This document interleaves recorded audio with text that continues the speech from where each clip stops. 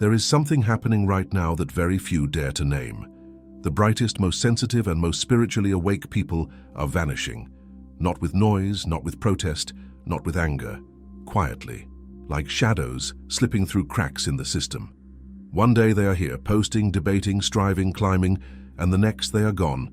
The profile deleted, the office desk empty, the chair at the family table abandoned. No explanation, no scandal, just absence. And the silence they leave behind is louder than any rebellion. Carl Jung anticipated this phenomenon long before it became visible. He called it a necessary withdrawal. He saw that once the psyche awakens beyond a certain threshold, the collective world no longer feels livable. What once seemed ordinary conversation begins to taste like poison. What once felt like belonging begins to feel like betrayal. The body itself resists. The nervous system tightens. The skin prickles. To remain immersed in unconscious society begins to cause not only emotional distress, but actual physical pain. Think about the people you know who once carried fire in their eyes, but now retreat into solitude. Think about the voices that once echoed online and then vanished overnight. We mistake it for burnout, for depression, for apathy. But Jung would tell us, it is none of these. It is consciousness reaching a breaking point. It is the soul refusing to keep playing a game it now sees as illusion. The awakened withdraw not because they despise humanity, but because they can no longer perform the rituals of unconscious life, the endless small talk, the mask of agreement, the pretend laughter at conversations that never touch the truth. Imagine being fully awake in a room where everyone else is sleepwalking. You cannot shout them awake. You cannot join their dream. So you slip away. Not out of arrogance, but out of necessity. This silent exodus is not a cultural fad, not a generational quirk, not a rebellion against technology or politics. It is archetypal. It is ancient. Every tradition has told us that those who wake up must leave the village for a time. The prophets go into deserts. The shamans retreat into forests. The monks enter caves. And in the modern world, the awakened quietly deactivate their accounts, resign from their jobs, step away from their circles, and disappear into a solitude no one else understands. If you are feeling the pull, you already know the truth. You scroll through social media and every word feels hollow. You sit in meetings and your chest feels like it's suffocating. You walk through crowds and feel the static of unconscious energy pressing into your skin. Something inside whispers, leave. Not as an act of rebellion, not as an act of despair, but as an act of preservation. This is the first sign of individuation, the instinct to withdraw, to step outside of the machinery of the collective so you can hear yourself again. Jung wrote that society itself is built on unconscious agreements, shared delusions, unspoken masks, collective shadows. And once you see them for what they are, once you really see them, remaining inside feels like self-betrayal. That is why the disappearance of awakened people looks so strange to outsiders. There is no clear reason, no announcement, no final goodbye. They are simply gone. But on the inside, the reason is unmistakable. Staying would mean dying by degrees, dimming the light of consciousness until it flickers out. And so the quiet migration begins, from noise into silence, from crowds into solitude, from performance into authenticity. Jung knew it would happen. And now, if you are listening carefully, you can hear it too, the growing silence of those who have left. Carl Jung warned us, the deeper the psyche awakens, the more intolerable the collective becomes. He called it the necessary withdrawal, not a luxury, not an escape, but a law of psychological survival. To him, consciousness was not a gift you could turn on and off at will. Once it expanded, it demanded a different environment, the way a fish cannot live on land and a bird cannot breathe underwater. The awakened person, Jung insisted, can no longer remain immersed in the same unconscious atmosphere without suffocating. What did he mean by this? Society does not operate on truth. It operates on consensus, on shared illusions, on unspoken agreements never to name the shadows lurking beneath our rituals, our politics, our families, our faith. Jung called this the collective unconscious, and for the majority it is invisible because they are part of it. They breathe it like air. They cannot notice it because it is all they have ever known.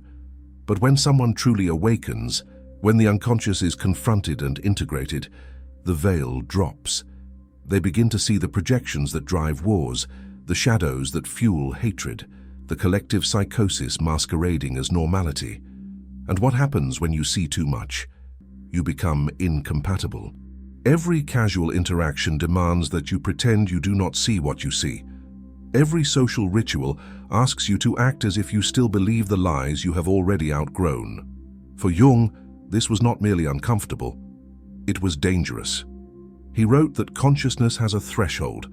If it is forced to continually deny itself in order to fit in, the psyche fractures. Illness emerges, depression, anxiety, fatigue, even physical disease. He saw patients whose real ailment was not pathology, but participation. Souls exhausted from sustaining consciousness in an unconscious world. His remedy was not always therapy, but withdrawal. Not forever, but for a time.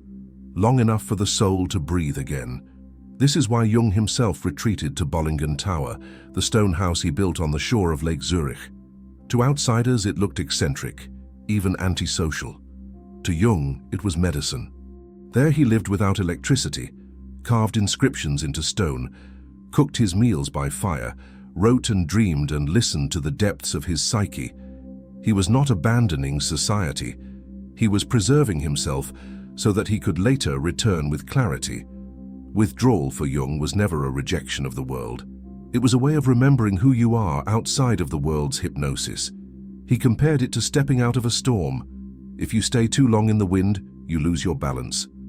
If you step outside, you can feel your own feet again. Only then can you decide if you will re-enter the storm, and on what terms. Many resist this idea. They call it escapism. They say the awakened should remain among the masses to guide them. But Jung was adamant. No one can help the unconscious if they themselves are drowning in it. To withdraw is not cowardice. It is strength.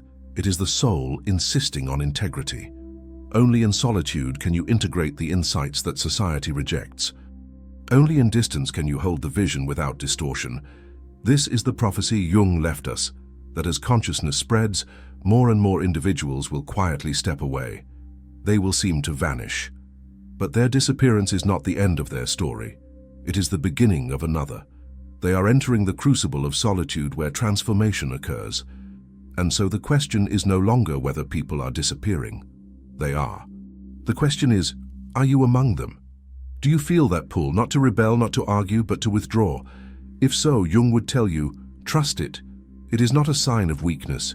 It is the soul preparing for its next stage. There is a cost to awakening that no one tells you about.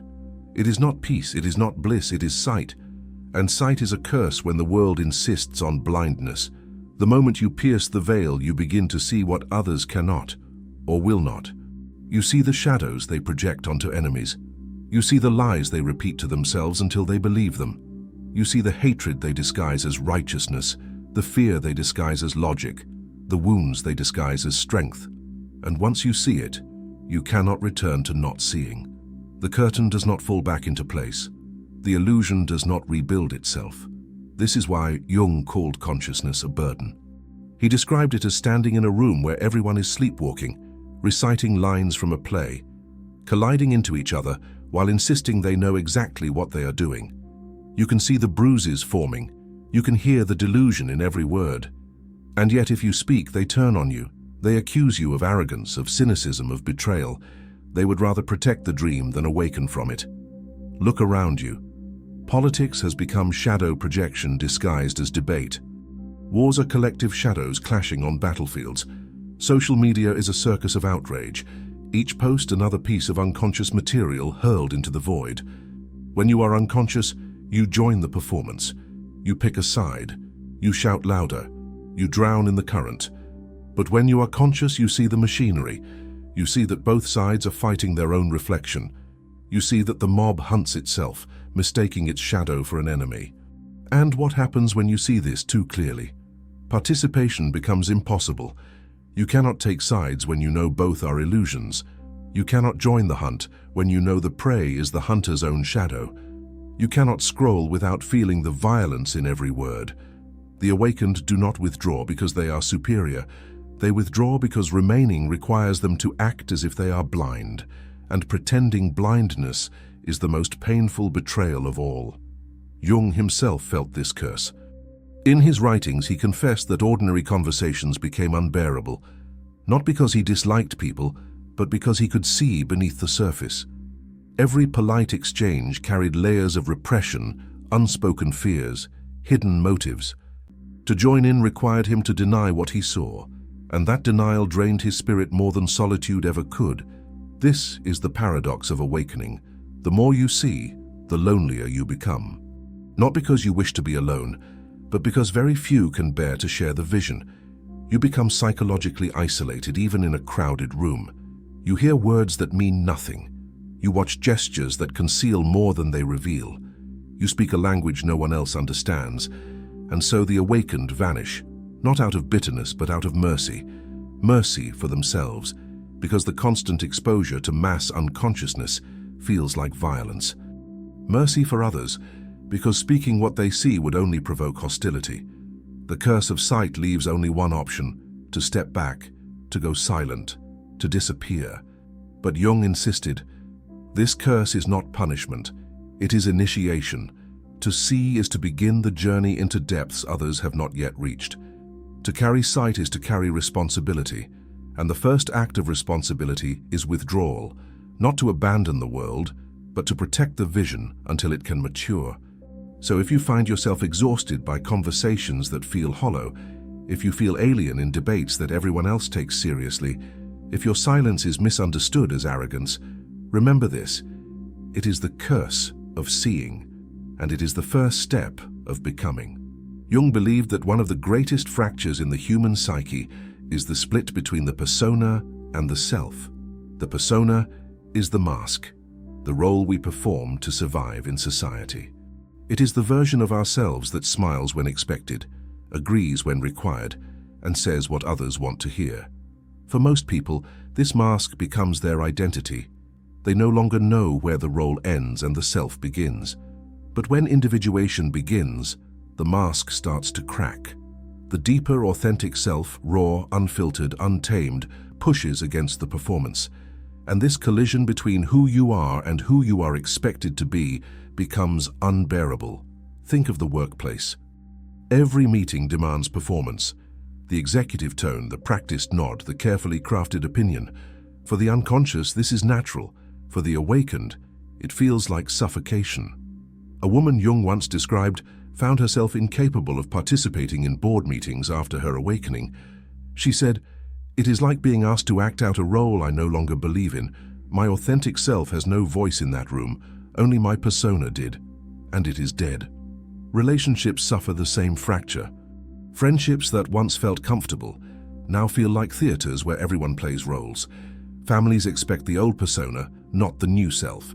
Romantic partners cling to the mask they first fell in love with, unable to accept the deeper, transformed being. And the awakened are faced with a cruel choice: betray themselves to keep the connection, or disappear to preserve authenticity.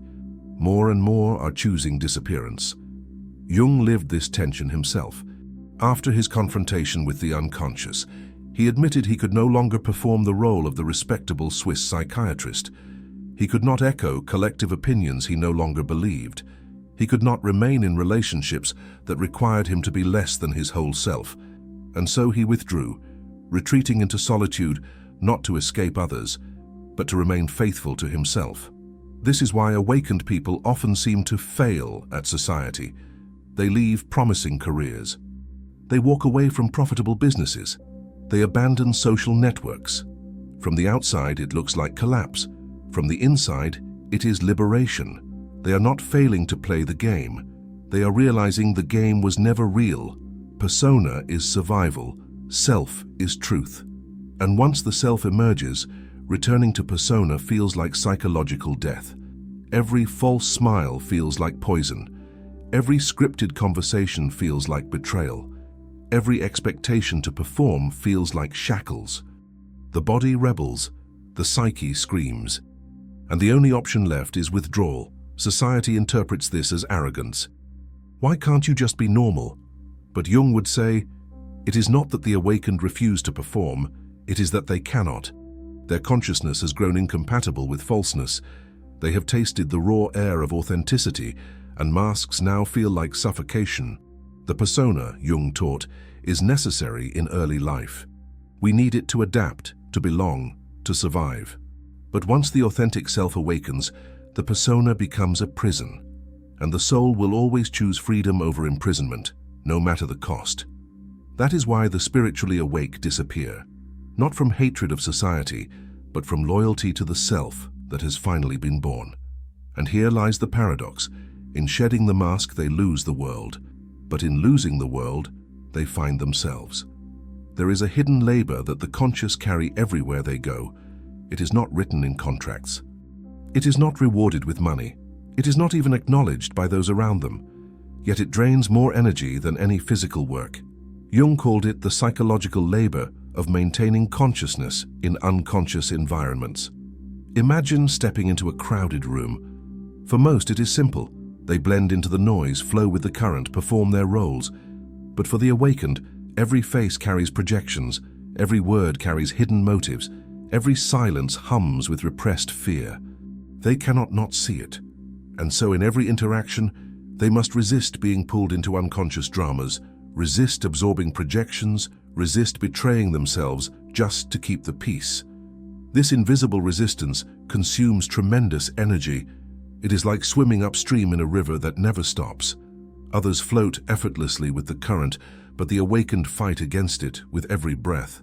No wonder exhaustion sets in. Jung saw it in his patients. Many came to him with mysterious fatigue, depression, even physical illness. Tests revealed nothing wrong. What was wrong was not their body, but their environment.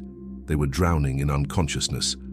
One woman, a teacher, found herself chronically ill, though doctors could not explain it.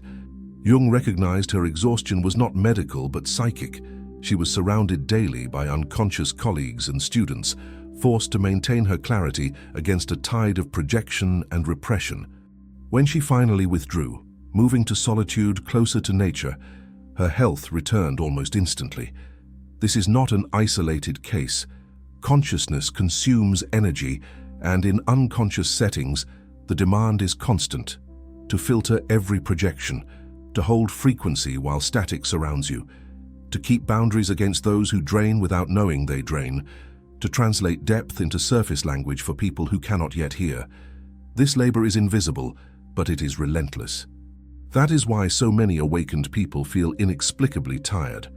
Not lazy, not unmotivated, exhausted. Because every interaction is a battle to remain whole in a world that demands fragmentation. Every workplace gathering, every family dinner, every online debate requires a constant act of inner defense. And over time, even the strongest psyche collapses under the weight. Society interprets this collapse as weakness, but Jung saw it differently. He believed the fatigue of the awakened was a sign of their health, not their illness. Their body was screaming what their soul already knew. You cannot survive in an environment that kills your truth. The exhaustion is not failure. It is an alarm. It is the psyche demanding withdrawal before it is too late. And so the awakened disappear. They resign, not dramatically, but silently. They retreat to cabins, to mountains, to small towns, to spaces where they can finally rest. Not to avoid responsibility, but to recover the energy stolen by unconsciousness. Only in silence does their vitality return. Only in solitude does their spirit breathe freely. This is why awakening often looks like burnout. Why those who seem strongest suddenly vanish. They are not collapsing, they are conserving. They are no longer willing to pour their energy into holding consciousness in places that refuse it. Withdrawal is not weakness. It is wisdom. It is the refusal to drown in a river determined to drag you under. And if you have felt this fatigue, this bone-deep tiredness that no sleep can fix, perhaps it is not your body failing. Perhaps it is your soul whispering, leave. Not forever, but long enough to remember what it feels like to live without the weight of everyone else's unconsciousness pressing against your chest. Every culture carries the image of the hermit, the prophet wandering into the desert, the monk retreating into silence. The shaman isolating in a cave until visions come. To the unawakened, these figures look like deserters. But Jung understood them as something else, archetypes of individuation. He called it the hermit phase, the unavoidable withdrawal every awakening soul must endure. This phase is not glamorous, it is not a vacation, it is not escape, it is necessity. When the psyche reaches a breaking point, when consciousness outgrows the persona, when the burden of seeing becomes unbearable, there is only one cure: solitude. The hermit withdraws not to reject society, but to create the space required for transformation. Jung himself lived this archetype. After his confrontation with the unconscious, he retreated to Bollingen Tower, his stone refuge by the lake. To his colleagues, it looked eccentric. To him, it was survival. There he cut wood with his hands, carved words into stone, cooked simple meals over fire. He stripped away every social mask until only the raw self remained, and in that silence, the fragments of his psyche integrated. He became whole, not by performing in society, but by disappearing from it. The hermit phase is misunderstood because society equates disappearance with failure. But in truth, it is preparation. The caterpillar does not fail when it enters the cocoon. It is not retreating out of weakness. It is incubating a transformation that cannot occur in the open. The same is true of the psyche. Without withdrawal, individuation collapses under the weight of collective pressure. With withdrawal, the self emerges fully formed. During this phase, the awakened experience something rare: the disappearance of external noise. No more endless debates, no more pressure to perform, no more masks demanding attention. In silence, they finally hear their own voice. In solitude, they feel the currents of the unconscious rearranging themselves. The shadow surfaces, not to be repressed, but to be integrated. The authentic self rises, not to be hidden, but to be embodied. And yet, solitude is not always peaceful. In fact, it can be terrifying. When you strip away society's distractions, you are left with yourself, your fears, your desires, your unhealed wounds. Many cannot face this, which is why they never leave the crowd, but the awakened endure it. They allow the darkness to emerge, the silence to press in, the aloneness to carve them into something new. This is the crucible of the hermit: to die to the persona so the self can live. It is no coincidence that modern awakened souls are doing the same. They leave social media, not because they hate it, but because the constant storm of projections makes inner integration impossible. They resign from jobs, not out of laziness, but because daily performance suffocates authenticity. They disappear into nature, into small communities, into spaces where they can breathe. To the unconscious, it looks like retreat. To the conscious, it feels like oxygen. Jung emphasized, the hermit phase is not the end. It is a passage. It is not a rejection of humanity, but a preparation to serve it differently. The silence is gestation. The solitude is incubation. The withdrawal is the cocoon from which something new will emerge. So if you feel the pull to step away, do not mistake it for failure. Do not mistake it for weakness. You are walking a path older than time itself. The hermit archetype is not exile. It is initiation. And the question is not whether you will disappear for a time. The question is, will you allow your solitude to transform you, or will you cling to the persona, resisting the very phase that could set you free? When the awakened disappear, the world assumes they have fallen. Society whispers they burned out, they broke down, they gave up. But in truth, something far more profound is unfolding. Withdrawal is not the end of the journey. It is the beginning of transformation. Silence is not emptiness. It is the forge where the self is reshaped. Jung described solitude as the womb of individuation. It is in silence that the psyche finally integrates what society would fragment. In the noise of the collective, every shadow must be hidden, every truth diluted, every authentic impulse censored. But in solitude, nothing needs to be disguised. The shadow emerges, demanding to be faced. The wounds resurface, demanding to be healed. The authentic self speaks, demanding to be heard. And for the first time, there is no mask strong enough to silence it. This is why solitude can feel brutal at first. The hermit sits in silence and discovers not only peace but chaos. the chaos they carried all along but never faced, the anger, the grief, the fear, the long-buried memories. Society numbs these with distraction, but silence exposes them like open wounds. Jung insisted that this confrontation is essential. Without facing the shadow in solitude, individuation never completes. And yet, beyond the storm, something miraculous occurs. Integration. The anger is not expelled. It is understood. The grief is not denied. It is honored. The fear is not avoided. It is embraced. In silence, the fragments of the psyche begin to reassemble into a whole. What was divided becomes unified. What was repressed becomes integrated. What was hidden becomes embodied. This is transformation, and it can only happen when the noise of the collective fades away. Jung witnessed this repeatedly. One of his analysans, a philosopher, vanished from academic life for years. His peers assumed he had collapsed. But when he returned, he carried insights no one else had touched. His solitude had not broken him, it had remade him. He came back with ideas that reshaped his entire field, not because he stayed in the collective, but because he dared to leave it. This pattern repeats across centuries. Mystics vanish into caves only to return with revelations. Artists withdraw into obscurity, only to emerge with masterpieces. Healers retreat into silence, only to reappear with wisdom that saves lives. What looks like disappearance is actually gestation. What looks like failure is metamorphosis. But transformation in silence does not only prepare the awakened for some future role, it changes the very texture of their being. They become less reactive, more whole, less dependent on approval, more anchored in truth, less fragmented, more alive. They emerge not as the same person with new knowledge, but as an entirely different being. The persona is gone. The self has taken its place. This is why disappearance is misunderstood. The collective sees absence and assumes decay, but absence is not decay. Absence is the soil in which something new is germinating. Silence is not death.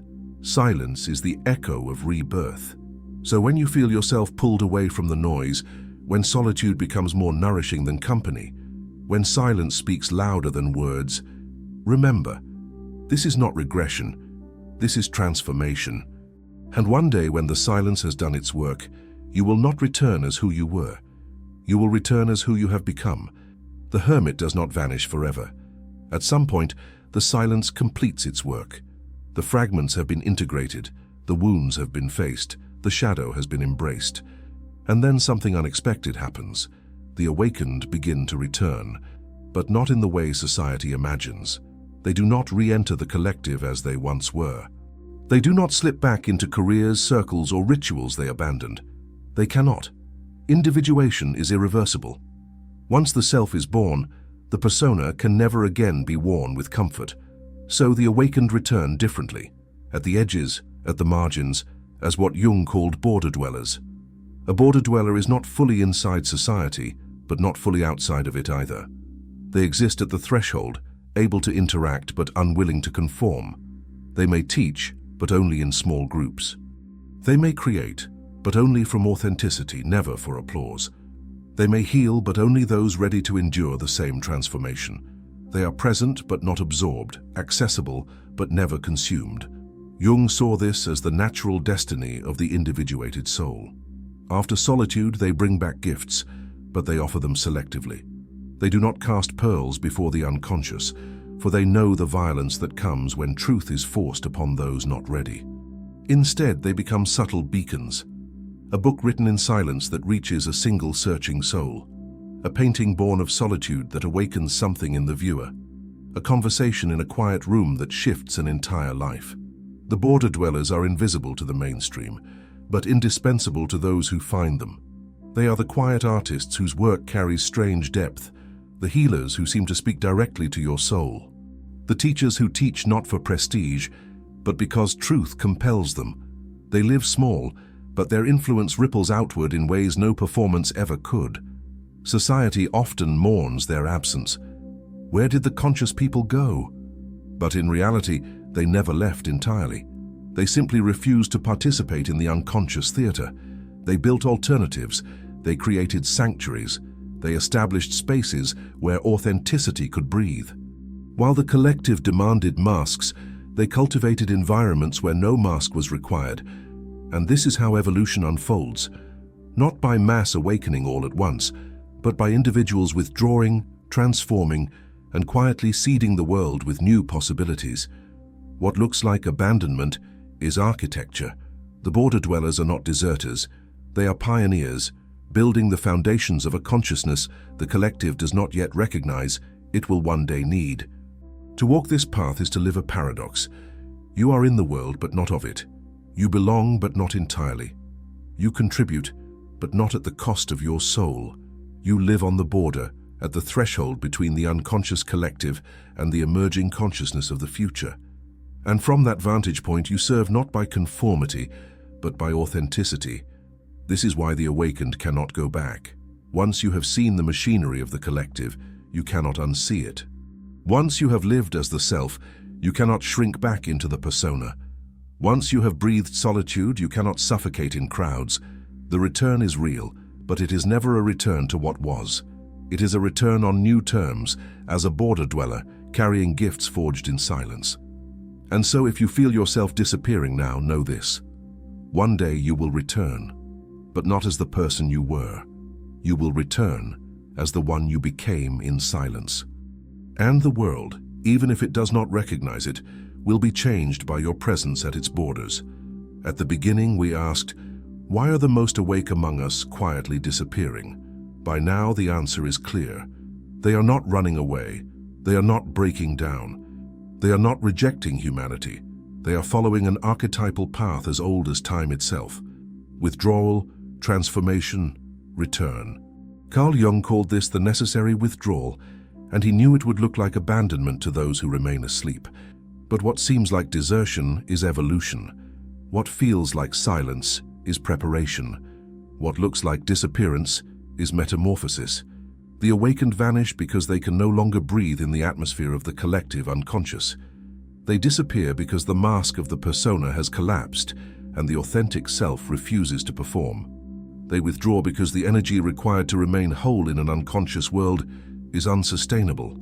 They embrace solitude because only in silence can the fragments of the psyche unite. And when they return as border dwellers, no longer prisoners of the collective, no longer blinded by illusion, no longer bound to roles that suffocate. They stand at the edges, offering quiet gifts, wisdom, healing, art, truth. Not for everyone, but for those who are ready. So what looks like loss is actually architecture. The awakened are building new foundations in silence. They are creating spaces of depth in a world addicted to surface. They are keeping alive the possibility of consciousness in an age of distraction. Without them, society would consume itself. With them, even from the margins, the seeds of a future are being planted. And if you feel the pull to withdraw, to vanish, to step out of the current, Jung would remind you, you are not broken. You are not antisocial. You are not failing. You are evolving. The hermit's path is not exile, but initiation. The silence you enter is not empty. It is full of what is waiting to be born within you. Let yourself disappear. Not forever, but long enough to remember who you are. Stop pouring your light into shadows that refuse to see. Stop exhausting your soul in places that demand your mask. Step into solitude, into silence, into the womb of transformation. For what feels like disappearance now will one day be revealed as becoming. This is why the spiritually awake are vanishing from society, not because they have abandoned it, but because they are preparing what it cannot yet understand. They are not fleeing the world. They are pioneering its future. And when you return, if you return, you will not return as who you once were. You will return as who you were always meant to become. If these words resonate with you, if you feel yourself standing at the threshold of withdrawal, subscribe to this channel. Here we explore Jung's map of the soul, the path of individuation, and the truths hidden beneath society's illusions. Join the circle of those who walk this path, because your disappearance is not abandonment, it is evolution.